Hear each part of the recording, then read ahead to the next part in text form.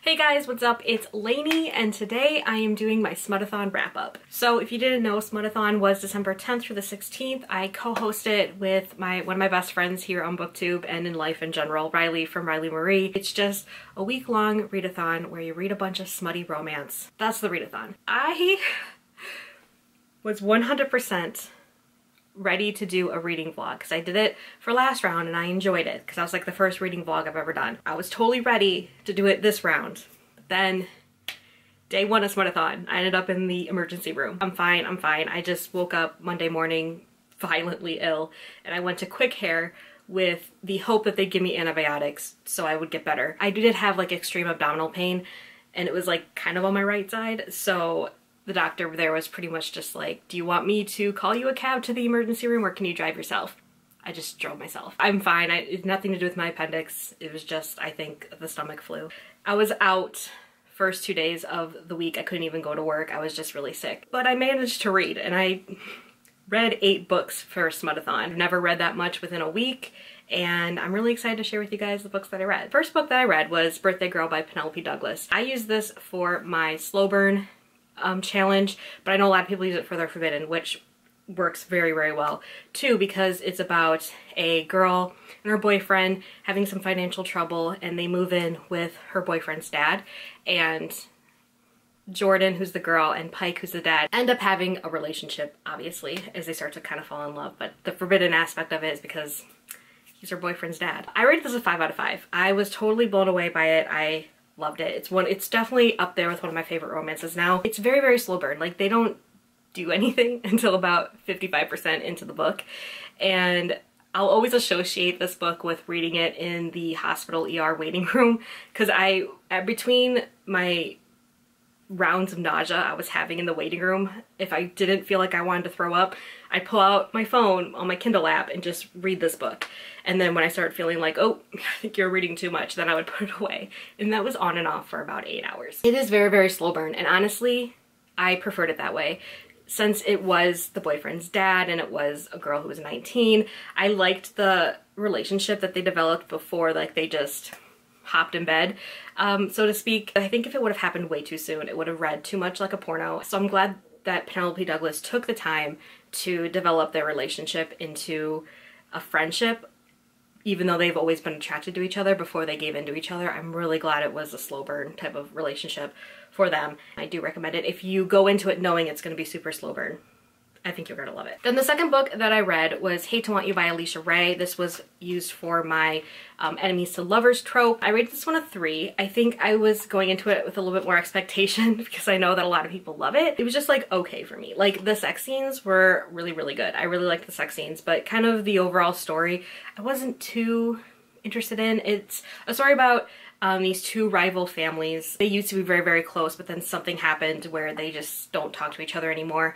And Nick and Livy were dating each other at the time. Everything's kind of not good between them. Every year on her birthday, wherever she is in the country, she'll text him her coordinates and he'll come see her, and they have like a one-night stand with each other and then they part ways the next morning. And she does that for every year, but then one year she doesn't do it and he's like, what the fuck? She comes back to town to take care of her mom who had an accident. There are some really cool things about it. Like there's these two characters that one of them was just like, she just said like a line about the other and I'm like, that better be a book. And I had to go and look, and it is the second book in this like series because it's a companion series. So I do plan to read the second book because I feel like I might like that couple more than I liked Nick and Livy. Those 2 books were on my TBR, and then like most readathons go, I just started to divert into this wasn't on my TBR, but I'm gonna read it anyway. The next book that I read was from the Different Worlds trope, and that's gonna be Ice Planet Barbarians by Ruby Dixon. And I have seen this series for years on my Goodreads emails that I get every morning, and I always see people who I'm friends with reviewing it and they like love it. So then I thought this is like the perfect chance to read this book. It's on Scribd.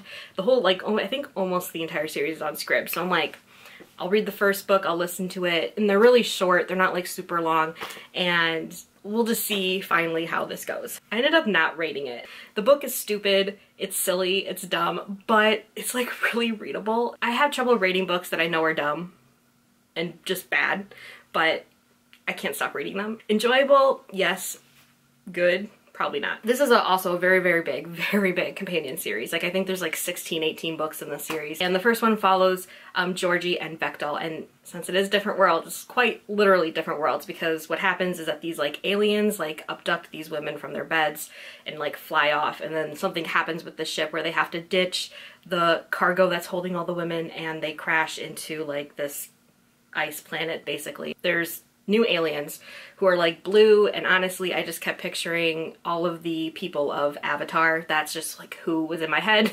I mean, it's alien smut, so basically it just goes from there. Like I said, it's a very fast. Like for being abducted by aliens, all the women were kind of taking this in pretty good stride. Their relationship like skyrockets pretty quick, and it has to do a lot with like mates and stuff like that, which I usually don't like in books. Like I don't like mates, but since it was like aliens, I'll like forgive it, different species. Since I am filming this a week after Smutathon has ended, I've actually listened to the next 2 books in the series, and you know, take that as you will.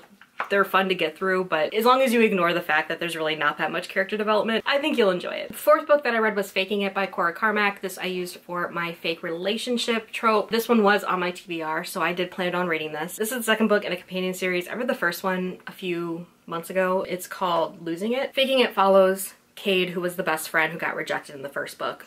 That's not really a spoiler, but he goes to Philadelphia to kind of pursue his acting career, I guess, and then Max, who is a musician that hides who she is from her family because her family thinks that she's like super conservative, but she's not. To throw off her parents from dating this like bad boy, she asks Cade to be her fake boyfriend for her parents. I read this a 2. I mean, it's a very fast-paced, forgettable new adult read. I probably won't remember it in a few months. I do plan on reading the 3rd book though, because the 3rd book follows the other best friend in the first book.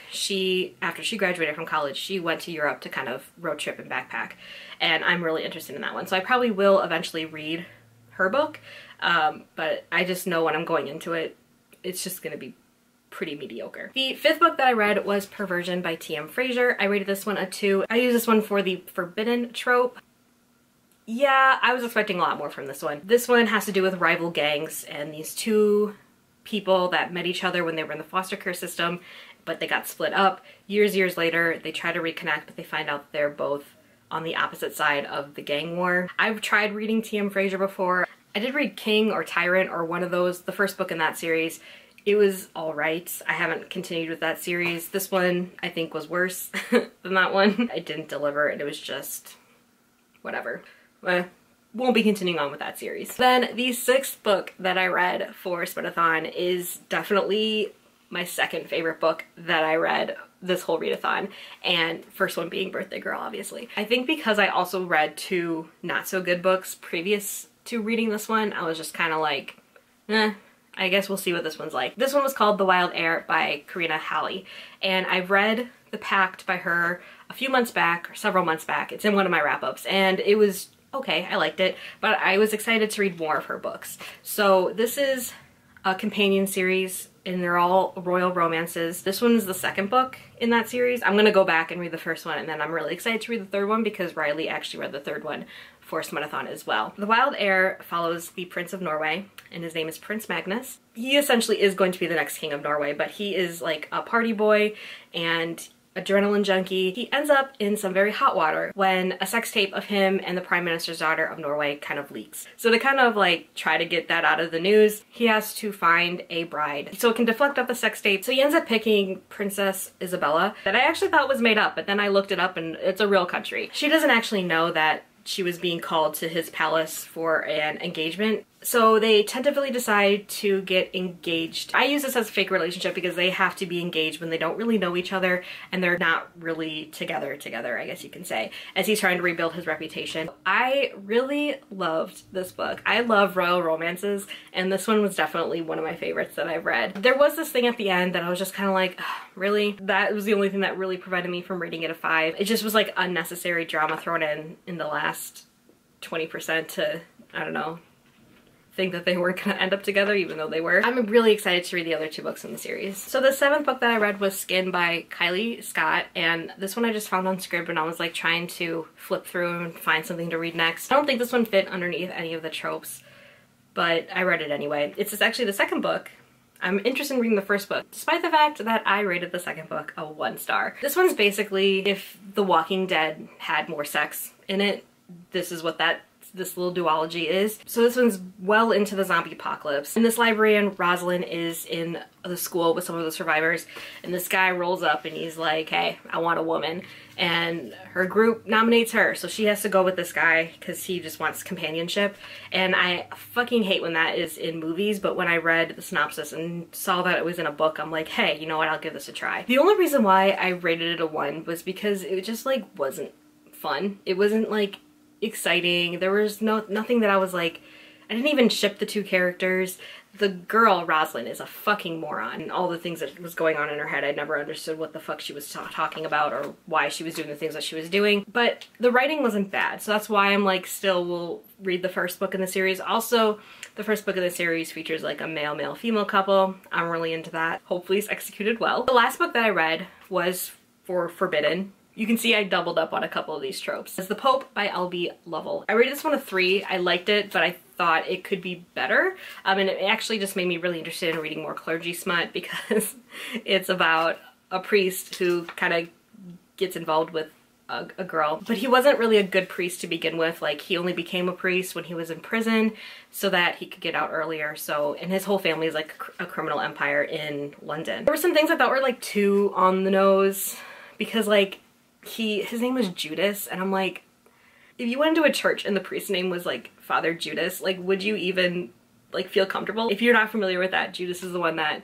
betrayed Jesus, so it's like I didn't understand. I understood why the author went with that because like, ooh, he's bad, but I mean, it was just too on the nose. And also like the main character's name was Delilah, and Delilah is a woman that is in the Bible as well, so I'm just like, I don't know, choices. But I did enjoy it because it was dark. I just wish it would have gone so much darker, and I think it could have. I mean, I guess it is considered dark romance and forbidden and taboo because it is a priest, but on like the dark romance scale, it's like pretty light, I feel like. Also like the sex scenes, like I was halfway through a sex scene a couple times in this book, and I was like, does he even have it in yet? I didn't even like know, like the descriptions were like not good enough and not clear enough for me. It could have been so much better. But I'm very interested in reading some more clergy smut because I guess that's my thing now. Those are all 8 books that I read for Smutathon, but I also wanted to shout out 2 participants who I really enjoyed their updates all week. So the first one is a booktuber, and her name is Michelle, and her channel is Michelle Reads YA. I really liked her Smutathon TBR, and then I watched her Smutathon wrap up, and I enjoyed that one as well. I'll link her down below. I think she's really fun and interesting to listen to, so you guys should check her out. And the next one I'm shouting out is a blogger, and that is going to be Beatrice, and her blog is Confessions of a Pine-Eye Bookaholic. We just have a lot of similar tastes when it comes to romance novels. I think you guys should check her out if you're looking for more romance recommendations. She's definitely someone to go to. I'll link her blog down below as well as both their Twitters. And